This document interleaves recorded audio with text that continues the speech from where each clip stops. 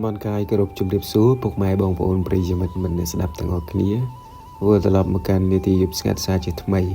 ហើយនៅក្នុងរាត្រីនេះផងដែរខ្ញុំមានសាច់រឿងមួយយកមកចែករំលែកឲ្យបងប្អូនបានស្ដាប់កំសាន្តដែលសាច់រឿងខ្ញុំទទួលបានពីបងប្រុសលៀងដែលគាត់រស់នៅខាងខេត្តព្រៃវែងអញ្ចឹងចង់ដឹងថាសាច់រឿងបងលៀងមានលក្ខណៈបែបណាសូមបងប្អូនរីករាយស្ដាប់ទាំងអស់គ្នាជំរាបសួរបងប្អូនទាំងអស់គ្នាខ្ញុំឈ្មោះលៀងខ្ញុំគឺជាអ្នកខេត្តព្រៃវែងថ្ងៃនេះខ្ញុំមានសាច់រឿងមួយយកមកចែករំលែកឲ្យបងប្អូនបានស្ដាប់កំសាន្តតាមរយៈនីតិយុបស្ងាត់សាច់រឿងរបស់ខ្ញុំនឹងយកមកចែករំលែកនេះគឺមានចំណងជើងថាខ្មោចកូនក្រមុំមេភូមិកាលពីឆ្នាំ2010ពេលហ្នឹងខ្ញុំទើបតែមានវ័យ12ឆ្នាំប៉ុណ្ណោះនៅក្នុងភូមិរបស់ខ្ញុំក៏មានដំណាំងដ៏ភ្ញាក់ផ្អើលមួយដោយផ្ទះលោកមេភូមិគឺមានកូនក្រមុំម្នាក់របស់គាត់នឹងបានចងកនៅក្នុងបន្ទប់តែមិនដឹងថាមូលហេតុអ្វីនោះទេឪពុកម្ដាយខ្ញុំរួមទាំងខ្ញុំផងដែរក៏បានទៅមើលក៏ដូចជាទៅចូលរួមរំលែកទុក្ខដល់លោកមេភូមិមិនត្រឹមតែអ្នកផ្ទះរបស់ខ្ញុំរួមទាំងខ្ញុំនោះទេអ្នកជិតខាងភូមិផងរបងជាមួយក៏ដូចជាសាច់ញាតិនៅក្នុងភូមិក៏បានទៅចូលរួមរំលែកទុក្ខទៅកាន់លោកមេភូមិផងដែរដែលលោកមេភូមិគាត់បានបាត់បង់នៅកូនក្រមុំដ៏ស្រស់ស្អាតម្នាក់តែហេតុការណ៍ដែលធ្វើឲ្យកូនក្រមុំរបស់គាត់ធ្វើអត្តឃាតបែបនេះក៏មិនទាន់ដឹងជាក់ច្បាស់នៅឡើយ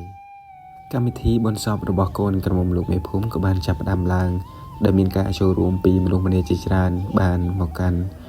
គ្រួសាររបស់គាត់ដើម្បីចូលរួមរំលែកប៉ុន្តែមើលទៅទឹកមុខរបស់មនុស្សគ្រប់គ្នាដែលមកចូលរួមនៅក្នុងកម្មវិធីបុណ្យសព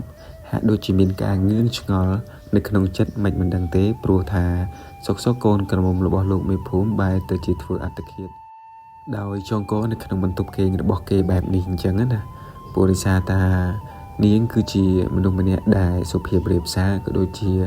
មានសម្រស់ស្រស់ស្អាតដាច់នៅក្នុងភូមិតែម្ដងហើយមិនដឹងថានាងមានបញ្ហាផ្លូវចិត្តយ៉ាងណាសម្ពាធបែបណាបានជានាងដាច់ចិត្តធ្វើអត្តឃាតទាំងវ័យក្មេងបែបនេះប៉ុន្តែការងឿងឆ្ងល់របស់បងប្អូនប្រជាពលរដ្ឋនៅក្នុងភូមិក៏មិនបានធ្វើឲ្យមានការអាក់អន់សុពន្ធចិត្តទៅដល់លោកមេភូមិឡើយព្រោះថាការងឿងឆ្ងល់នេះគឺងឿងឆ្ងល់តែក្នុងចិត្តខ្លួនឯងតែប៉ុណ្ណោះមិនបានទៅសួរនាំក៏ដូចជាបញ្ជាក់ហេតុផលអ្វីទៅកាន់លោកមេភូមិឲ្យលោកមេភូមិបកស្រាយនោះទេព្រោះត្បិតអីលោកមេភូមិគាត់មានកូនស្រីតែម្នាក់ប៉ុណ្ណោះការទួញសោកនិងសោកស្ដាយរបស់គាត់គឺធំធេងពេកហើយអញ្ចឹងណាអញ្ចឹងបានជាម្នាក់មិនហ៊ានទៅសួរអ្វីនោះទេគ្រប់គ្នាបានចូលរួមចាត់ចែងពិធីបុណ្យសពរបស់កូនក្រមុំមេភូមិបានរួចរាល់ចប់សពគ្រប់ទៅមួយរយៈក្រោយមកក៏បានលេចលាយធ្លាយដំណឹងមកថាមូលហេតុដែលកូនក្រមុំរបស់លោកមេភូមិសម្រេចចិត្តធ្វើអត្តឃាតចងកនៅក្នុងបន្ទប់គេងរបស់ខ្លួនដោយហេតុត្រូវបានទម្លាយថាការពិតទៅកូនក្រមុំរបស់លោកមេភូមិមិនមានវិបត្តិផ្លូវចិត្តអ្វីធ្ងន់ធ្ងររហូតសម្រេចចិត្តធ្វើអត្តឃាតនោះទេដោយនាងថែមទាំងមានគំនិតគិតគូរបានជ្រៅជ្រះនិងរៀនសូត្របានចេះដឹងផងនោះវាមិនមែនជាហេតុផលដែលនាងគិតខ្លីបែបនេះឡើយតែដំណឹងដែលធ្លាយចេញមកនោះគឺថា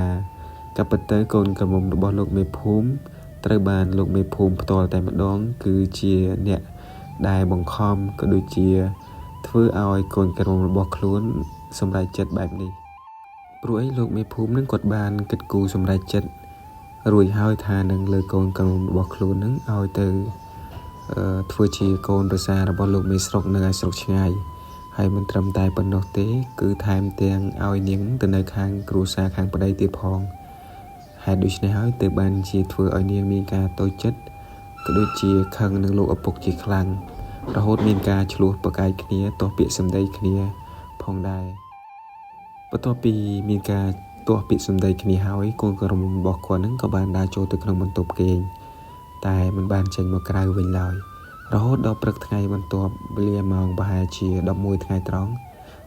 លោកមេភូមិហាក់បើមិនឃើញកូនក្រមុំរបស់ខ្លួនចេញពីបន្ទប់ក៏មានការងឿងឆ្ងល់ក៏ប្រើឲ្យប្រពន្ធរបស់ខ្លួននឹងទៅបើកទ្វារបន្ទប់មើលហើយក៏ស្រាប់តែឃើញកូនស្រីរបស់គាត់នឹងធ្វើអត្តឃាតចងកនៅក្នុងបន្ទប់គេងរបស់ខ្លួននឹងស្លាប់បាត់ទៅហើយ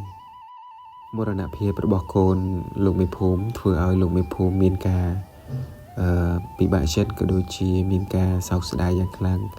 ដោយហេតុថាខ្លួនគឺជាអ្នកធ្វើទង្វើមិនគប្បីទៅកាន់កូនស្រី ទើបធ្វើឲ្យកូនស្រីសម្រេចចិត្តគិតខ្លីបែបនេះហើយរឿងដែលមិននឹកស្មានដល់នោះគឺថាប្រលឹងវិញ្ញាណខ្មោចកូនក្រមុំរបស់លោកមេភូមិគឺថាបានចេញមកឡងមកឡាចអ្នកភូមិគ្រប់គ្នាតែម្ដង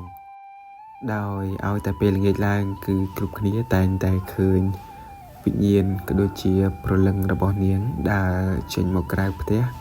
ហើយថែមទាំងស្រែកសួរអ្នកភូមិថាមីងអើយពូអើយកំពុងធ្វើអីស្មាននឹងហូបបាយហើយឬនៅពូសំនិងមីងសយដែលជាអ្នកភូមិផងរបងជាមួយនឹងផ្ទះលោកមេភូមិពេលល្ងាចថ្ងៃមួយ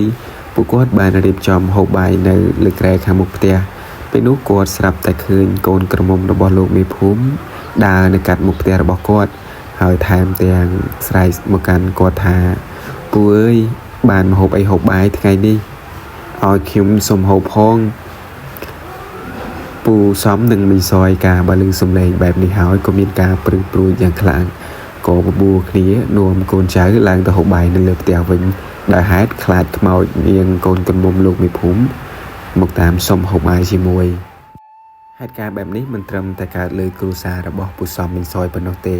ចំណែកឯយីសឿនផ្ទះនៅឯចុងភូមិក៏បានជួបនៅហេតុការណ៍ដោយពូសំនិងមីងសយផងដែរថ្ងៃមួយនៅពេលដែលយីសឿនកំពុងតែហូបបាយថ្ងៃត្រង់អង្គុយនៅក្រោមដើមស្តៅនៅមុខផ្ទះរបស់គាត់ពេលនោះគាត់ស្រាប់តែបានឮសំឡេងពីលើដើមស្តៅរបស់គាត់មកល្វើយថាយាយអើយពិសាបាយតែម្នាក់ឯងមិនហៅខ្ញុំហូបបាយផងទេអីខ្ញុំហៅណាស់យាយអើយយីសឿនការបើឮសំឡេងល្វើយបែបនេះហើយក៏ងាកមើលឆ្វេងស្ដាំតែមិនឃើញមាននរណាគេម្នាក់ឡើយក៏មានការងឿងឆ្ងល់យ៉ាងខ្លាំងមួយសន្ទុះក្រោយមកគាត់ក៏ស្រាប់តែឮសំឡេងបែបនេះម្ដងទៀតហើយគាត់ក៏បាននឹកឃើញថាអូប្រហែលជាខ្មោចនាងក្រមុំកូនមេភូមិហើយមកទៅតែគាត់មិនហាក់ជាមានការភ័យខ្លាចខ្លាំងប្រមាណនោះទេដោយហេតុថាវាជាពេលថ្ងៃហើយគាត់ថែមទាំងបានតបទៅកាន់សំឡេងនោះវិញថាមិនអីទេនាងអើយបើនាងឯងឃ្លានចាំយើងដាក់ឲ្យហើយឈប់មកឡងបន្លាចយើងទៀតអីហើយចាំយើងទៅប្រាប់លោកមេភូមិឲ្យធ្វើអាហារសែនឲ្យនាងឯងកុំឲ្យនាងឯងឃ្លានបែបនេះទៀតបន្ទាប់ពីនិយាយបែបនេះហើយយីសឿនក៏បានរៀបចំកន្លែងហូបបាយរបស់គាត់រួចក៏ទៅហូបបាយនៅក្នុងផ្ទះវិញទៅនៅថ្ងៃបន្ទាប់យីសឿនក៏បានសន្យាជាមួយនឹងនាងក្រមុំកូនលោកមេភូមិហើយគាត់ក៏បានដើរទៅផ្ទះលោកមេភូមិហើយក៏បានរៀបរាប់ហេតុការណ៍ដែលគាត់បានជួបនេះទៅកាន់លោកមេភូមិហើយលោកមេភូមិក៏បានធ្វើតាមដែលពាក្យដែលយីសឿនគាត់បានប្រាប់អញ្ចឹងណាដោយថាគាត់នឹងរៀបចំធ្វើបាយម្ហូបដើម្បីសែនឲ្យកូនរបស់គាត់កុំឲ្យកូនរបស់គាត់នឹងដើរឡងបន្លាចអ្នកភូមិតទៅទៀត